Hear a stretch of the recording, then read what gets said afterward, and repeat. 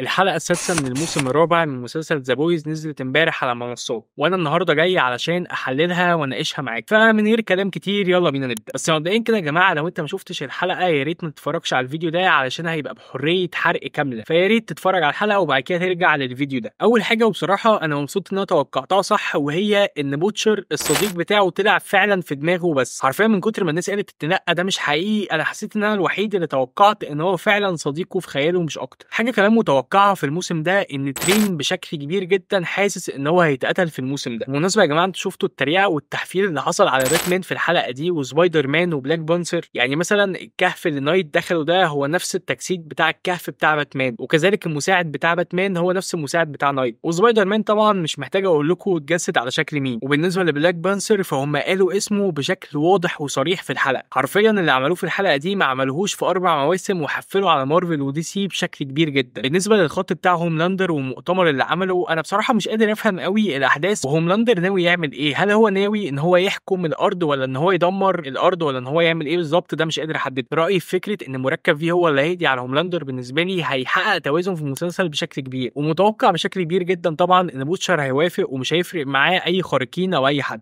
طبعا انا مش محتاج اقول ان زي كل حلقه من حلقات ذا بويز المسلسل عدى القرف بشكل كبير جدا وحقق كل الاجندات بتاعته. وحاجه كمان، الكوميديا في الحلقه دي كانت كويسه جدا وكانت فعاله معايا بشكل كبير، حرفيا ضحكت من قلبي مثلا في حدود ال3 أو 4 مرات. بالنسبه بقى لبناء الشخصيه بتاع هوملاندر وان هوملاندر محتاج وحاجات بالطريقه دي، فبرضه معمول بشكل كويس مع انه معمول بشكل مقرف جدا. في اخر الحلقه الصديق الوهمي بتاع بوتشر قال له ان هو اللي قتل ايزيكل، بس بصراحه انا ده مش قادر افهمه بشكل كبير. طب هو ازاي قتله؟ وهل بوتشر لسه فيه مركب فيه ولا ايه الموضوع؟ انا بصراحه مش قادر احدد. رايي في الحلقه ان الحلقه كانت كويسه جدا وتقييمي ليها هو 8 من 10. هي مش من افضل الحلقات بس مع ذلك تظل كويس. وفي الاخر يا ريت لو الحلقه عجبتكم ما تنسوش تعملوا لايك للفيديو وسبسكرايب للشانل عشان يوصل لكم كل جديد بقدمه. اشوفكم على خير في حلقات كتير جايه، وسلام.